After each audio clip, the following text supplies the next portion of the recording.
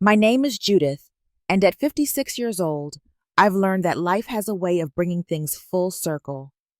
10 years after divorcing my ex-husband Thomas, we ran into each other at the local supermarket. "Long time no see," I said casually. When he looked at my current husband, Michael, standing beside me, he turned pale as a ghost. Without a word, Thomas fled as if he'd seen the Grim Reaper himself. Moments later, my phone buzzed with a message from him: "Divorce him now." Before I tell you what happened next, let me know where you're watching from and hit that like button if you've ever had a bizarre encounter with an ex that left you completely confused. I first met Thomas when I was 23 years old. I was fresh out of college and had just started my career as a high school English teacher in Portland. He was 25, working as an accountant at a respected firm downtown. We met at a mutual friend's birthday party, and I was immediately drawn to his confident smile and the way he listened intently when I spoke about my passion for literature. Our romance was a whirlwind. Within 6 months of dating, Thomas proposed during a weekend trip to the Oregon coast. Looking back, perhaps we should have taken more time to really know each other, but when you're young and in love, patience isn't always your strongest virtue. We were married in a small ceremony with just close friends and family, and I truly believed I had found my forever person. The first 5 years of our marriage were happy ones. We bought our first house together, a charming craftsman with a front porch where I would sit and grade papers while Thomas worked in the garden.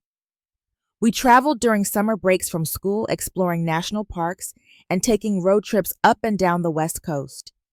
We talked about children, planning to start our family after I secured tenure at my school. Thomas was good at his job. He helped many local small businesses with their finances, and his clients often praised his attention to detail and ethical approach. I was proud of him and the life we were building together. When we decided to try for a baby after 5 years of marriage, I was ecstatic. I had always imagined myself as a mother, reading bedtime stories and helping with homework at our kitchen table. But month after month passed with disappointment. After a year of trying, we sought medical help only to face more disappointment. The doctors couldn't find anything specifically wrong with either of us, just the vague diagnosis of unexplained infertility that offered no clear solution. The emotional toll of infertility hit us both hard, but in different ways. I wanted to talk about it to share my grief and keep trying different options. Thomas withdrew. He started working longer hours, coming home well after dinner time. Our conversations became superficial, focusing on household logistics rather than our feelings or dreams. I tried everything I could think of to rekindle our connection. I suggested marriage counseling, but Thomas attended only 2 sessions before declaring it a waste of time. I planned romantic weekends away, but he would spend most of the time checking work emails.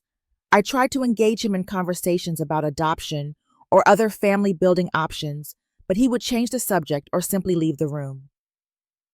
Around our 7th anniversary, I noticed the first truly suspicious signs. There were odd phone calls that he would take in another room, speaking in hushed tones. He started working even later, sometimes not coming home until after midnight. Our joint credit card showed expenses at restaurants I had never been to, on dates when Thomas claimed to be working late. Then came the receipt. While doing laundry one day, I found a crumpled receipt in his pants pocket for a diamond bracelet that cost more than our monthly mortgage payment. My birthday had passed 2 months earlier with just a card from Thomas. Our anniversary was still months away. That bracelet was never given to me. My suspicion and anxiety grew daily. I lost weight. I couldn't sleep. My colleagues at school noticed my distraction and asked if everything was all right. I lied and said I was just stressed about work, too embarrassed to voice my fears out loud. The final confirmation that something was deeply wrong came on my 30th birthday. Thomas didn't just get me a modest gift. He forgot entirely. No card, no acknowledgement, nothing. When I mentioned it that evening, he looked genuinely shocked, then guilty, and promised to make it up to me that weekend. But that weekend came and went with only a hastily purchased gift card and a distracted dinner where he checked his phone constantly. I knew then that I had lost him, though I didn't yet know to whom or why. After weeks of sleepless nights and growing anxiety, I finally gathered my courage to confront Thomas. I chose a Sunday morning when we were both home, sitting across from him at our kitchen table, the same table where we had once excitedly planned our future. I need to know what's going on, I said, my voice steadier than I felt. Something has changed between us, and I think you owe me the truth. Thomas looked annoyed rather than guilty. Nothing's going on. You're being paranoid again, he said dismissively. This is exactly why I've been working late, to avoid these kinds of interrogations. Paranoid, I echoed, feeling a surge of anger that helped push back my fear. Is it paranoid to question why my husband is never home? Or why there's a receipt for a diamond bracelet I never received? Or why you forgot my birthday entirely? His face changed, then a flicker of realization that his deception had left evidence, but still he doubled down. You've been going through my things. That's your problem, Judith? You don't trust me. You never have. I felt like I was in a twisted alternate reality where I was somehow the villain in our marriage. For a moment, I almost apologized, almost believed that perhaps I was being unreasonable. That's what gaslighting does. It makes you question your own perceptions until you no longer trust yourself. But then I remembered the evidence I had found just 2 days earlier. Without saying another word, I stood up, went to my desk, and returned with printed copies of emails I had discovered when I finally gave in to my suspicions and checked Thomas's laptop while he was in the shower. I placed them on the table between us. Emails between Thomas and someone named Amanda, filled with intimate details, plans to meet and expressions of love that he hadn't directed toward me in years. His face drained of color as he stared at the pages. The silence between us stretched for what seemed like an eternity before he finally spoke. It's not what you think, he began, but even he seemed to realize how pathetic that sounded. 2 years, I said, my voice breaking. Based on these emails, you've been seeing her for 2 years. Half of our marriage has been a lie. Thomas's defense crumbled entirely.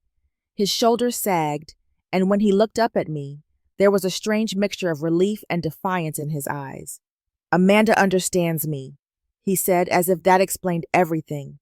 She doesn't pressure me about children or make me feel like a failure because we can't have them. His words cut deeper than any physical blow could have. To blame our infertility struggles, something that had caused me so much pain, as the justification for his betrayal was unimaginably cruel. I've been planning to leave, he continued, speaking more to himself than to me. I just didn't know how to tell you. I stood there watching as my husband of 8 years walked upstairs to our bedroom and began packing a suitcase. I was too shocked to cry, too numb to scream.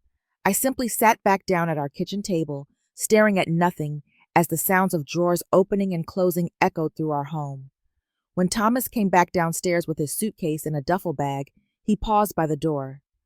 I'll come back for the rest of my things later, he said, not meeting my eyes. And then he was gone, walking out the door without looking back once at the life we had built together. The moment the door closed behind him, something broke inside me. I collapsed onto the kitchen floor, sobs tearing through my body with such force that I could barely breathe. For days afterward, I could barely function. I called in sick to work, unable to imagine standing in front of a classroom pretending that my world hadn't just imploded. My best friend Barbara came to stay with me during those first terrible days. She found me still wearing the same clothes, having barely eaten or slept. She cooked for me, made me shower, and sat with me while I cried until I had no tears left. The hardest part came when it was time to tell people what had happened. Each explanation was another twist of the knife. To my parents, to our friends, to my colleagues. With each telling, Thomas's betrayal became more real, more permanent.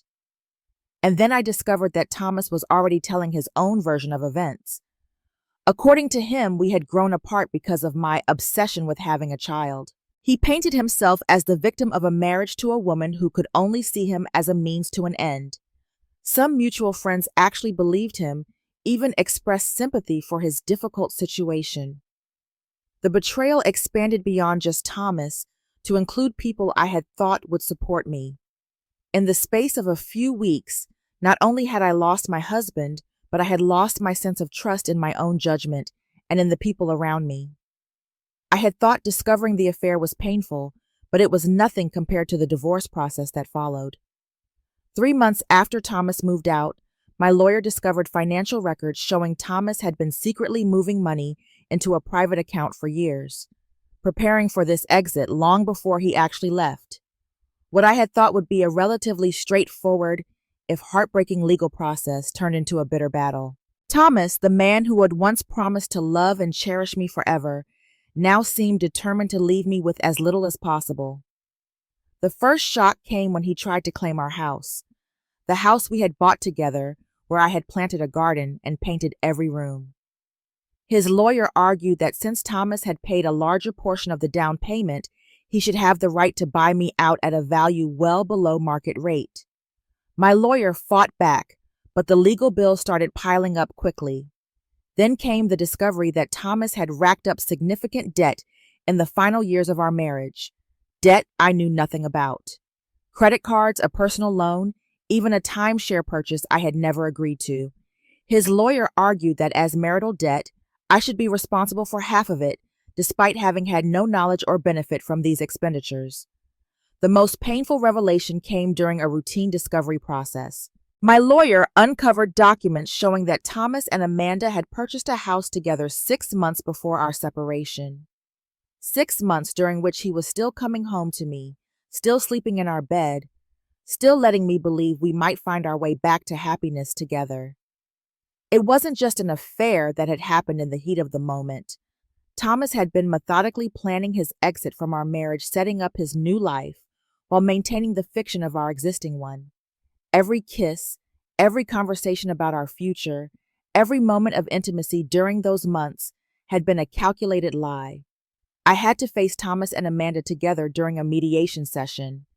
Watching them arrive together, seeing her hand casually resting on his arm with a diamond bracelet glinting on her wrist, the bracelet meant for her, not me, made me physically ill. I excused myself to the bathroom, where I vomited from the sheer stress and humiliation of the situation. Thomas's family, who had once welcomed me warmly, now treated me like an adversary. His mother, who had previously called me every Sunday just to chat, now wouldn't take my calls. His sister, who had been one of my bridesmaids, sent me a cold email asking me to make this easy on everyone by accepting Thomas's terms. The secondary losses piled up alongside the primary one. After 10 months of legal battles, we finally reached a settlement. I kept the house, but had to refinance to buy out Thomas's portion, stretching my teacher's salary to its limit. I was left financially strained, but at least free of Thomas. 2 months after our divorce was finalized, a mutual friend forwarded me Thomas and Amanda's wedding announcement. They had gotten married in Hawaii on a beach at sunset, according to the glossy photo. The same type of wedding Thomas had once told me was ridiculously cliché when I had suggested it for our own ceremony. Our final interaction came when Thomas came to collect the last of his possessions from the garage where I had boxed them up. He looked different already, more expensive haircut designer clothes replacing his former casual style. As he loaded the boxes into his new luxury car, he turned to me with an expression that wasn't quite a smirk, but something close to it. "You know you should thank me," he said. "You'll never find anyone else at your age. I did you a favor by not wasting more of your time." I was 31 years old, watching the man I had loved tell me that my life was essentially over. In that moment, I believed him. The year following my divorce was the darkest period of my life. I moved through my days like a ghost, teaching my classes on autopilot, returning to an empty house that still held too many memories, despite my efforts to redecorate and reclaim the space.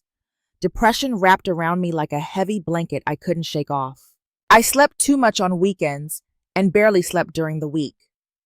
I lost more weight existing on coffee and whatever simple food required the least effort to prepare.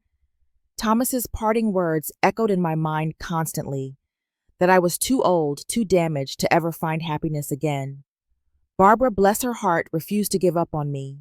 She showed up regularly with groceries, dragged me out for walks, and finally convinced me to see a therapist. "This isn't about Thomas anymore," she said firmly. "This is about you finding yourself again." Dr. Winters, my therapist, helped me work through the layers of betrayal trauma.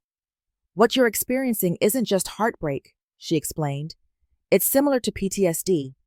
Your sense of reality and safety was violated, and we need to rebuild your trust, not just in others, but in yourself and your own perceptions." Those therapy sessions were painful but necessary. I had to confront not just the pain of Thomas's betrayal, but the warning signs I had ignored, the ways I had compromised my own needs to keep peace, and the belief system that had made me think my value as a woman was tied to being someone's wife. After a year in our home, I finally acknowledged that I couldn't heal properly while surrounded by the physical reminders of my marriage. I sold the house, taking a small financial hit, but gaining emotional freedom. I found a modest apartment closer to my school, a fresh space with no memories attached to it. I also requested a transfer to a different high school within the district. Too many people at my old school knew Thomas had attended our wedding, had asked well-meaning but painful questions about the divorce.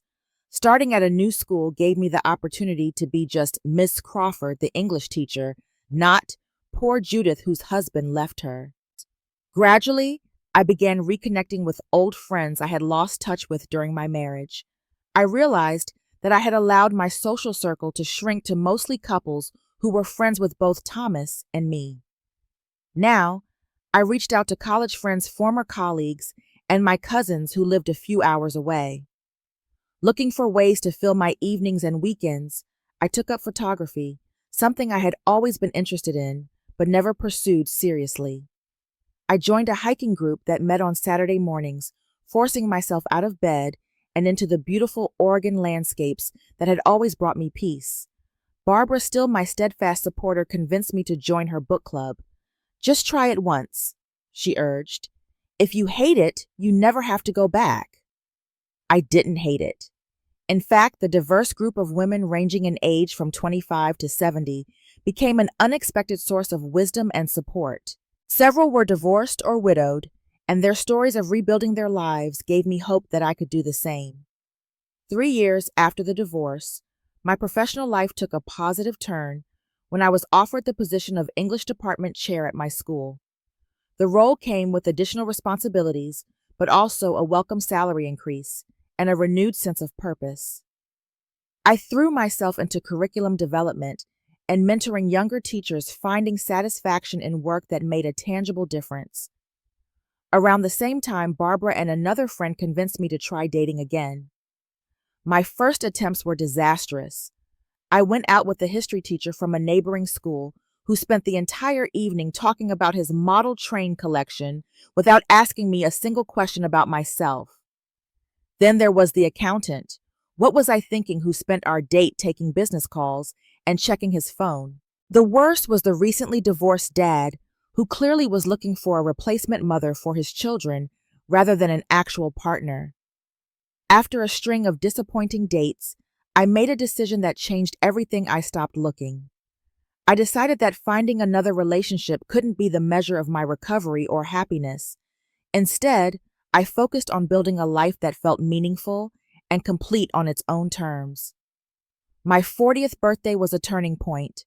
Unlike my disastrous 30th birthday that Thomas had forgotten, I celebrated this milestone surrounded by true friends. Barbara organized a surprise party at my favorite restaurant, and looking around at the people gathered there, colleagues who had become friends, my hiking group, my book club family members who had supported me through everything, I realized I had created a rich, meaningful life filled with connections and purpose. A month after my birthday, I took another significant step in my recovery. I bought a small house of my own. It was nothing grand, a 2-bedroom craftsman with a tiny backyard, but it was mine alone. The day I got the keys and walked through the empty rooms, I felt a surge of pride and independence. This house represented not just a financial investment, but a statement of faith in my own future. As I settled into my new home and continued building my post-Thomas life, I had no idea that the universe was about to bring an unexpected new chapter my way. At 45, I had grown comfortable with my life.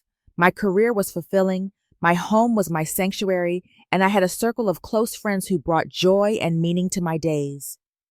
Dating had become an occasional diversion rather than a desperate search, and I had made peace with the possibility that I might remain single.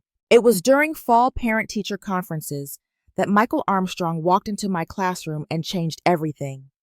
He was there to discuss his daughter Emma's progress in my advanced placement English literature class. Emma was a bright, thoughtful 16-year-old whose essays showed remarkable insight, but she struggled with class participation and meeting deadlines. "Miss Crawford," he said, extending his hand. "I'm Michael Armstrong, Emma's dad. Thank you for making time to see me." My first impression was of a tall man with kind eyes and a firm handshake. He was dressed in hospital scrubs under a jacket, having come directly from work, he explained. There was something immediately trustworthy about his direct gaze and attentive listening as I discussed Emma's strengths and challenges. "She's incredibly bright," I told him. "Her analysis of The Great Gatsby was one of the most insightful I've read in years. But she's holding back in discussions, and her last 2 assignments were turned in late." Michael nodded, a look of concern crossing his face. "Emma's always been shy, but it's gotten worse this year. There's been some girl drama at school." He hesitated, then added, "And I think she's still processing some family issues. Her mother hasn't been in the picture since Emma was 8. That brief mention of family trouble created an immediate sense of kinship between us, though I didn't share my own history at that professional meeting. Instead, we focused on strategies to help Emma succeed, and I offered to provide extra guidance on her upcoming term paper. Over the next few months, our paths crossed frequently at school events. Michael volunteered as a chaperone for the winter formal, where we ended up standing together at the refreshment table, commenting on the teenage drama unfolding before us. He mentioned he worked as an emergency room nurse at Portland General, having previously served as a military medic. "What made you choose nursing?" I asked, genuinely curious about his career path. "I was always good at staying calm in chaos," he explained. "In the military, I discovered I was good at taking care of people during their worst moments. Nursing seemed like the natural next step when I returned to civilian life." Gradually, our conversations extended beyond Emma's academics. I learned that Michael had raised Emma largely on his own after his ex-wife Linda decided that motherhood and marriage weren't for her and left when Emma was in elementary school. The parallels to my own experience of abandonment created an unspoken understanding between us. "It's been just Emma and me for so long," he said during one conversation. "I've tried dating a few times, but it never seemed worth disrupting our stability." Our professional relationship slowly evolved into friendship as we discovered shared interest in hiking, photography, and classic films. Our first unofficial date happened when we both volunteered to help at the school's spring fundraiser, staying late to clean up after everyone else had gone home.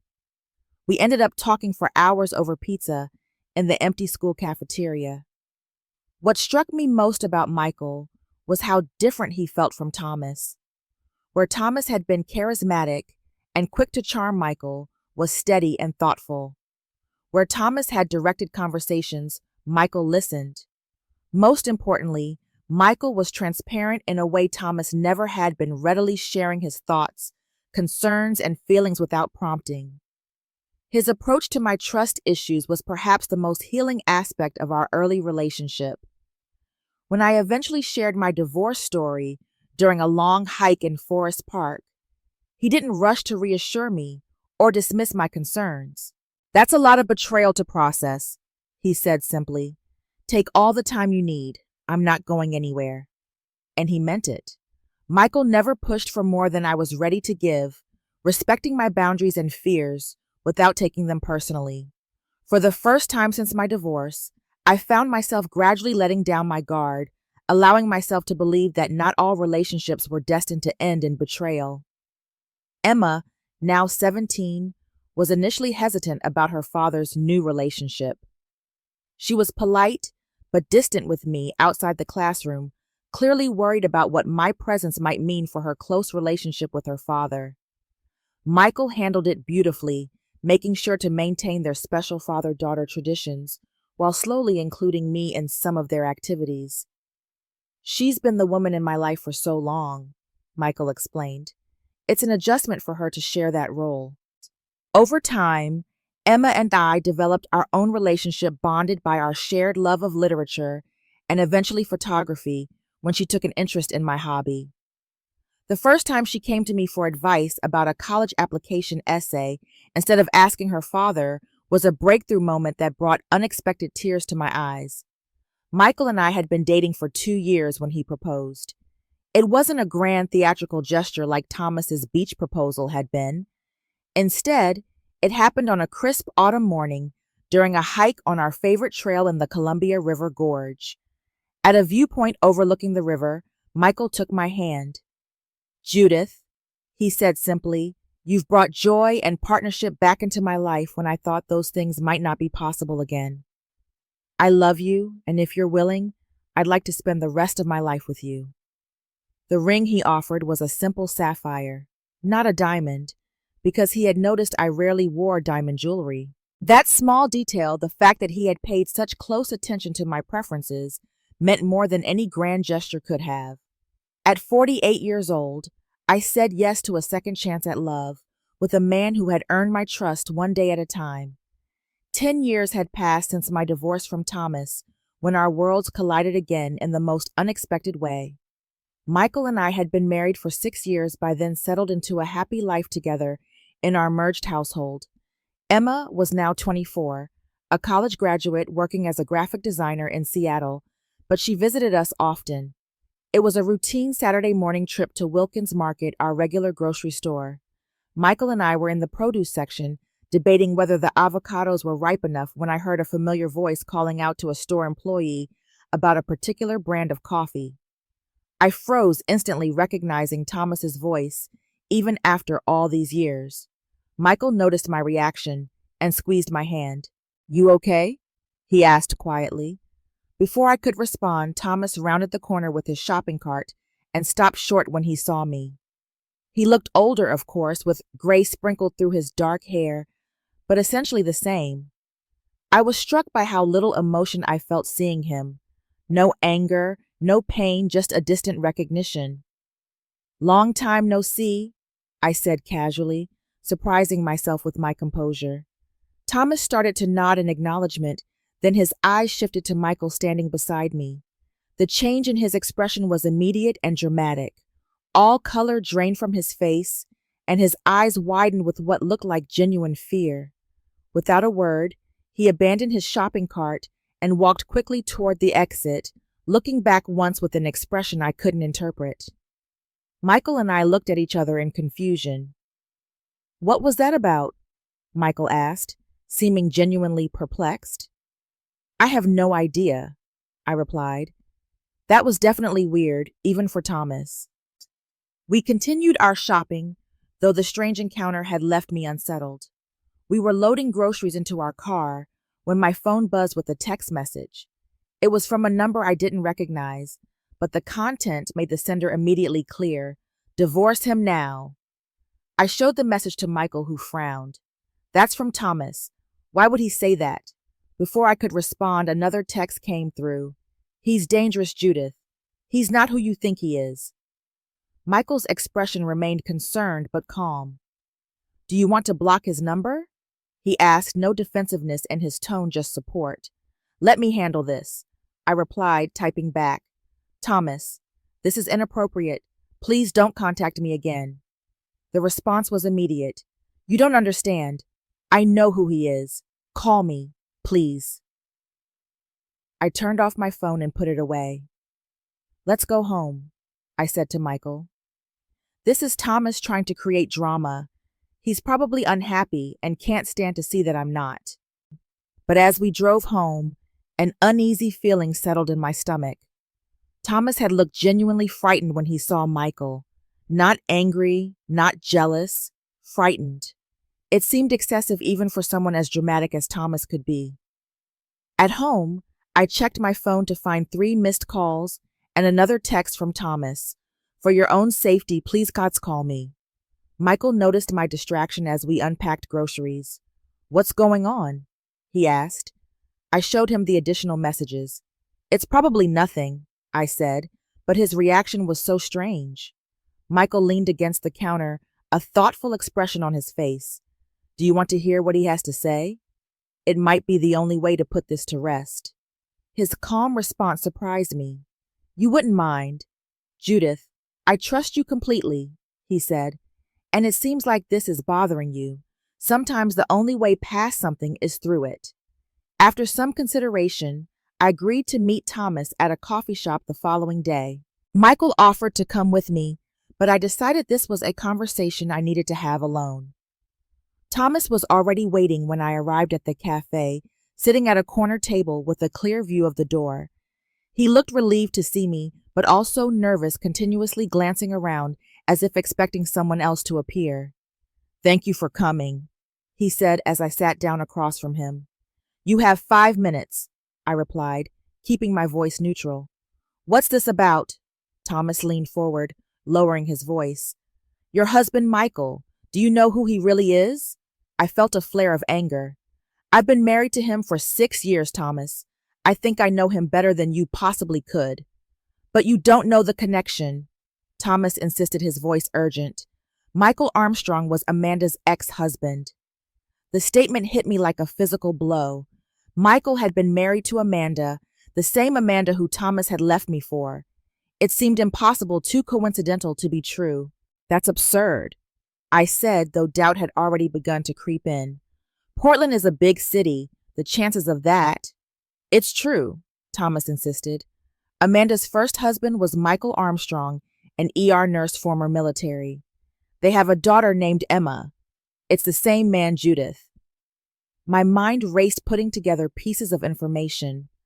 Michael had indeed been married to a woman named Linda, not Amanda. But people sometimes went by middle names or nicknames. Emma was Michael's daughter's name. He had mentioned his ex-wife abandoned them when Emma was young. If what you're saying is true, I said slowly, why are you warning me about him? Shouldn't you be warning him about me? Thomas ran a hand through his hair, a gesture I remembered from our marriage whenever he was stressed. Because he made Amanda's life hell during their divorce. He was controlling, vindictive. He turned their daughter against her. That doesn't sound like Michael at all, I said, though the seed of doubt continued to grow. Of course it doesn't. Men like that are masters at presenting a different face to the world. Thomas reached across the table, trying to take my hand, but I pulled away. Judith, I know I hurt you terribly, and you have every reason not to trust me, but I'm genuinely concerned for your safety. Did Amanda tell you all this? I asked. A flash of something, pain perhaps, crossed Thomas's face. Amanda and I divorced 2 years ago, but yes, she told me about Michael during our marriage. She was terrified of him. I stood up, needing space to think. I need to go. Judith, please be careful, Thomas called after me, as I walked away, leaving my untouched coffee on the table.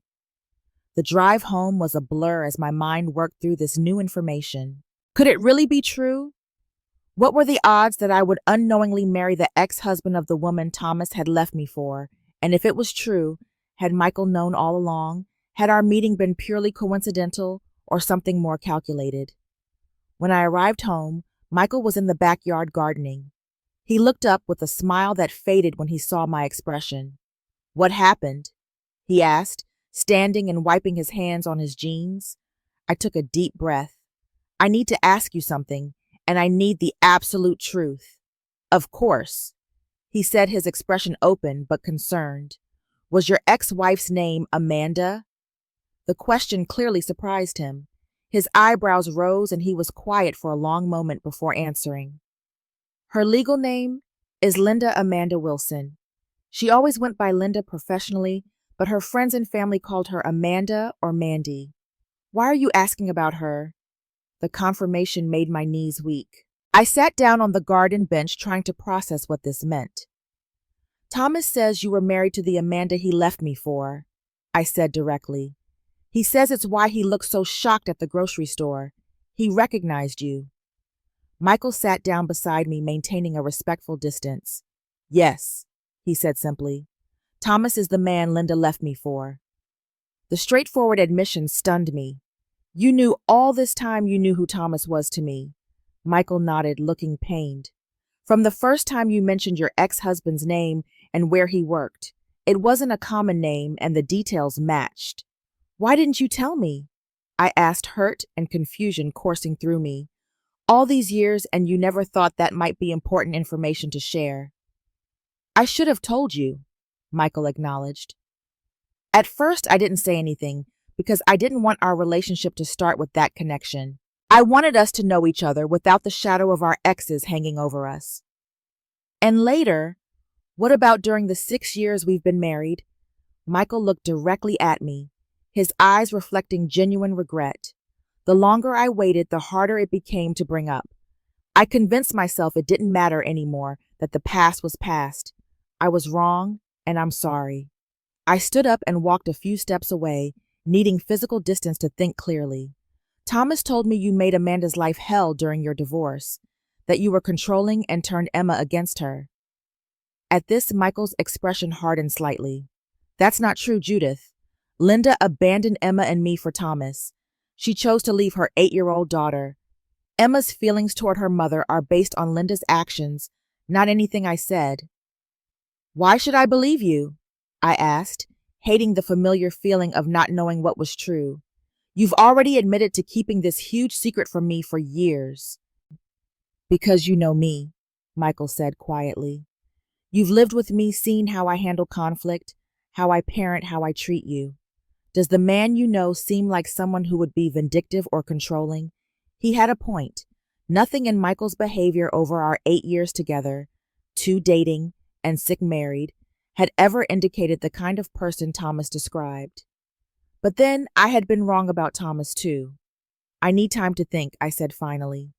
This is a lot to process. I understand, Michael replied. Take all the time you need. I'll be here when you're ready to talk more. I went to stay with Barbara for a few days, needing space and the counsel of my oldest friend. Barbara listened to the whole strange story without interruption. What are the odds? She marveled when I finished. It's like some cosmic joke. But is it just a coincidence? I asked, voicing my deepest fear. What if Michael sought me out intentionally? What if this whole relationship has been some elaborate revenge against Thomas and Amanda? Barbara considered this. Think about how you met Michael. It was at a parent-teacher conference for his daughter, right? How could he have engineered that? Maybe he found out where I taught and enrolled Emma in my class deliberately. I suggested, though even to my own ears, it sounded far-fetched. Judith, Barbara said gently, that would be an extreme level of manipulation involving his daughter in some revenge plot. Does that sound like the Michael you know? Again, the answer was no. The Michael I knew was straightforward, kind, and put Emma's well-being above everything else. To my surprise, Emma called me the next day. Dad told me what's going on, she said. I thought you might want to hear my perspective. I'd appreciate that, I said honestly. My mother didn't just leave my dad. Emma said, her voice steady but with an undercurrent of old pain. She left me too. She missed my elementary school graduation to go on vacation with Thomas. She forgot my birthday 3 years in a row. When I was 13, I asked to live with her for a summer, and she said her condo association didn't allow children. I'm sorry, I said, feeling genuine sadness for the young Emma. Dad never said anything bad about her to me, Emma continued. In fact, he always encouraged me to maintain a relationship with her. He drove me to her house for visits, even when she'd cancel at the last minute half the time. Any issues I have with my mother are because of her actions, not anything my dad did or said. Emma's account aligned with the Michael I knew, not the vindictive ex-husband Thomas had described. But I needed more verification. I decided to do my own research. Divorce records were public in our state. I spent a day at the county courthouse reviewing the Armstrong-Wilson divorce case. the documents told a very different story than Thomas's version. There were multiple motions filed by Linda's lawyer for changes to the custody agreement, all of which were denied due to Linda's documented failure to appear for scheduled visitations. There were no accusations of harassment or controlling behavior by Michael. In fact, the judge had commended Michael's efforts to maintain Emma's relationship with her mother, despite Linda's inconsistent involvement. Armed with this new information, I decided to confront Thomas. I texted him asking to meet again, and he readily agreed, seeming eager to further his narrative. At the same coffee shop, I placed the court documents on the table between us. "I've been doing some research," I said. "These records show a very different story than the one you told me." Thomas looked genuinely surprised, then uncomfortable. "Court records don't show everything," he said defensively. "No, but they're a start," I replied. "Now I want the whole truth from you. Why are you really trying to come between Michael and me?" Thomas's shoulders sagged, and for a moment he looked much older than his years. "Amanda left me," he admitted quietly, 2 years ago, for her yoga instructor. The irony might have been amusing if it wasn't so sad. "So she left you the same way she left Michael, and the same way you left me," I observed. He nodded, unable to meet my eyes. "I guess what goes around comes around. And your warning about Michael? When I saw you two together looking happy," he trailed off, then continued, "I guess I wanted to believe there was something wrong with him, that he deserved to lose Amanda, that I wasn't just disposable." The last word carried the weight of genuine pain. Despite everything, I felt a moment of compassion for Thomas. He had created a cycle of betrayal that had ultimately circled back to him. "I'm sorry Amanda hurt you," I said, and meant it. "But that doesn't justify trying to damage my marriage with lies." Thomas looked ashamed. "You're right. I'm sorry." I stood to leave, then paused. "Did you ever actually speak to Michael back then, during your relationship with Amanda?" Thomas shook his head. "No. Everything I knew about him came from Amanda. And looking back, she wasn't always truthful about other things either." As I walked out of the coffee shop, I felt a strange sense of closure. The circle that had begun with my divorce from Thomas had finally completed itself, leaving me with clarity instead of pain. That evening, I went home to Michael. We sat on our back porch as the sun set, talking more openly than we had in days. "I should have told you about the connection when I realized who Thomas was," Michael said. "I was wrong to keep that from you, and I'm sorry." "Yes, you should have," I agreed, "but I understand why you didn't. You wanted us to have a clean start." "I recognized Thomas's name the first time you mentioned him," Michael admitted. "I was afraid if I told you the connection it would taint what was growing between us. I was selfish, and I'm sorry." "Did you ever suspect we might run into him?" I asked. "Honestly, no. Amanda told me they had moved to Seattle after getting married. I assumed they still lived there." We sat in companionable silence for a while, watching the sky turn from orange to deep blue. "I got a text from Thomas," I finally said. "He apologized for lying about you, admitted he was just bitter about Amanda leaving him." Michael nodded, unsurprised. "Life has a strange way of coming full circle." "It does," I agreed, "but I'm glad this circle led me to you." As we sat together in the growing darkness, I reflected on the strange journey that had brought me here. The pain of betrayal had ultimately led me to a deeper love, one built on honesty, respect, and genuine partnership. Thomas's attempt to disrupt our happiness had instead strengthened it, forcing us to confront the past and choose transparency moving forward. Life has a strange way of bringing things full circle. The man who broke my heart led me to the man who would help me heal it. But the most important lesson I learned wasn't about either of them. It was about my own resilience and capacity to trust again. After Thomas's final apologetic text, I felt a weight lift that I hadn't even realized I was still carrying. For years, even after building a new life with Michael, a small part of me had remained on guard, waiting for the other shoe to drop, for history to repeat itself. Thomas's reappearance, rather than reopening old wounds, had somehow helped them finally heal completely. The early days after discovering the connection between our past were difficult. Michael and I had to rebuild some of the trust that had been damaged by his omission. We started seeing a couples therapist who helped us navigate this unusual situation and establish new patterns of radical honesty in our relationship. Sometimes the universe has a strange sense of humor, Dr. Martinez, our therapist, observed during one session, but it also offers opportunities for growth and closure if we're willing to see them. She was right. By confronting our intertwined pasts, Michael and I were able to let go of the last lingering effects our previous marriages had on our relationship. We stopped being people who had been left behind and became simply ourselves, Judith and Michael moving forward together. Emma, now 25, got engaged last year to a wonderful young man she met in Seattle. At their engagement party, she pulled me aside for a private conversation. "I want to thank you," she said, her eyes bright with emotion, "for showing me what a healthy relationship looks like. For years, I was afraid to trust anyone because of what happened with my mom. Watching you and Dad work through your issues, seeing how you communicate and respect each other, it gave me the courage to open my heart to James." Her words meant more to me than she could possibly know. The cycle of hurt had been broken not just for me, but for the next generation as well. Thomas and I have had no further contact since his apology text, and I've made peace with that chapter of my life. I hope he's found some measure of happiness and healing too. As for Amanda, I've never met her and likely never will. I hold no ill will toward her, understanding now that she was simply on her own journey, making her own mistakes. This past year, Michael and I celebrated our 7th wedding anniversary by finally taking that trip to Italy we'd been planning for years. Standing together on a bridge in Venice at sunset, I was struck by how far we'd both come from the wounded, cautious people we once were. "Penny, for your thoughts," Michael asked, his arm around my shoulders.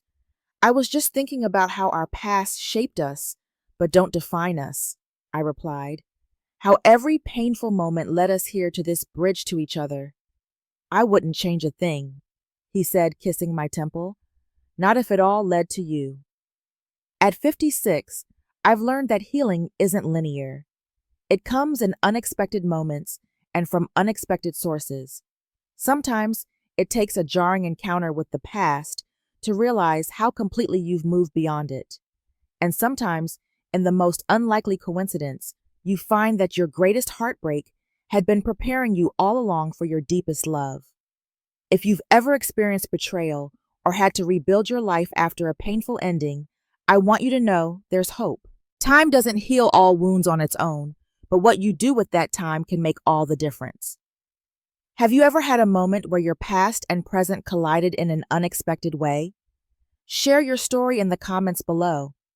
And if this story resonated with you, please hit that subscribe button and share it with someone who might need to hear that second chances are possible.